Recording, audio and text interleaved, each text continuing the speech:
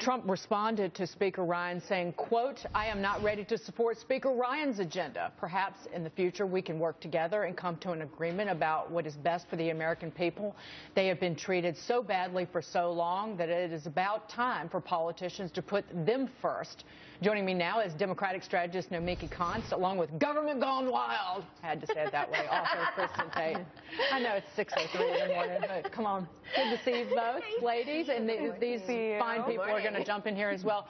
Kristin, is it surprising that Paul Ryan would make this statement? It seems like he's giving voice to people within the House, Republicans in Congress, who have some reticence about supporting Trump. Look, I don't think Trump is the problem with the GOP. I think people like Paul Ryan are the problem with the GOP. He better behind Trump, because if he doesn't, he's got to step aside. The Trump train is moving forward.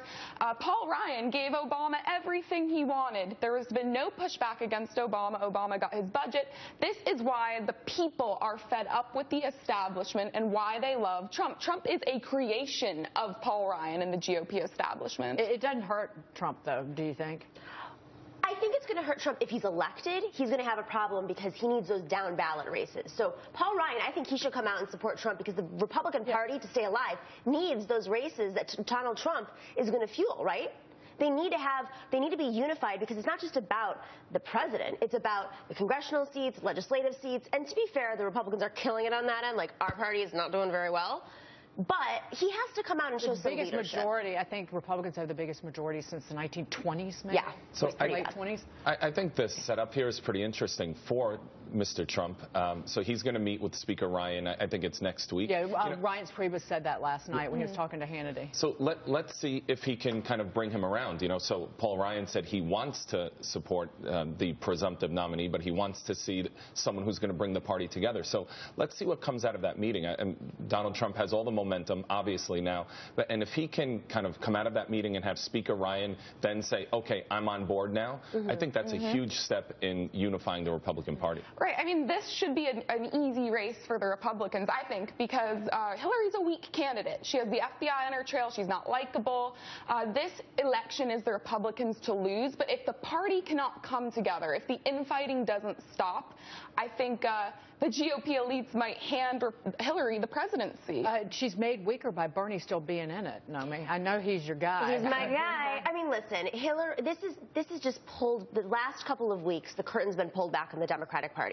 I have vociferously been critical of the Democratic Party and the way that they changed the rules over the past 20 years, but it's exacerbated under Debbie Wasserman Schultz's control, her iron fist, because there's no doubt that the DNC has been holding hands with Hillary Clinton since who knows how long, 2008, earlier. But now we're seeing it, especially in the last year, with all the superdelegates being stacked, being supporting her back in August of last year. I think what hurts Hillary Clinton is the fact that she's not representative of the party today. She's very much a 90s creation. We have 80% of the party under the age of 50 supporting Bernie Sanders. They should be shocked. They should have prepared. They should have looked at Pew studies and census reports and seen where the country is going. But instead, they're more concerned about their interests, the patronage, et cetera, et cetera. Right, yeah, I've heard that a wrong candidate for the time that we're having. Speaking of Hillary, I want to move on to this question. Longtime Hillary Clinton advisor Huma Abedin was interviewed by federal investigators as part of the FBI's probe into the former secretary's private email server. Hillary Clinton still has not been interviewed by the FBI. Will any new information come out of this, Nomi? Publicly?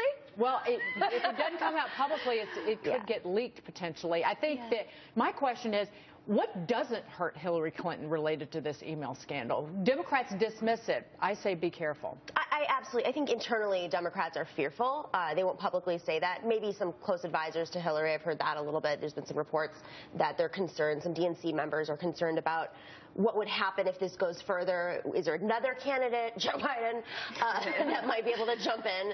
At this point, I think that she is Teflon to the Democratic Party, and the electoral map is just so much in her favor that no matter what happens, unless she is carried off in handcuffs, which is most likely impossible. If anything, she'll have a plea deal, is what I've basically heard from the inside. If anything happens, she's going to win. Well, and she's still coming out there right now and still her campaign and herself is saying, you know, they're not going to find anything. We are very confident that everything we've shared is true and it's not going to change the game. So to your point, like Teflon, she is absolutely trying to portray that, but everyone's still kind of waiting to see, is something really going to come out of this that will change the game?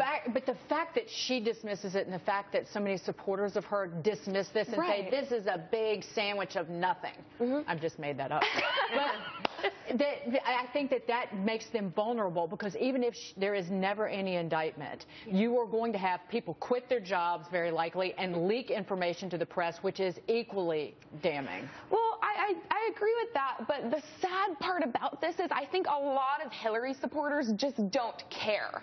You have some that might care, but I think a lot of these Hillary supporters, they just want abortions on demand and they want government goodies. I mean, some of them will care about this stuff, but I don't think she'll get indicted, and I don't think this is going to hurt her that much. But do the Bernie supporters care, assuming she did get the nomination, because those are the very people that she needs to get to vote for her, and the independents.